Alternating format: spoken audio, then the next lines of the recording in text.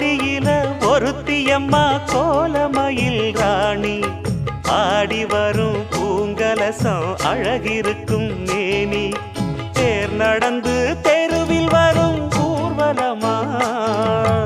ஊருலகில் அவளை போல பேர் வருமா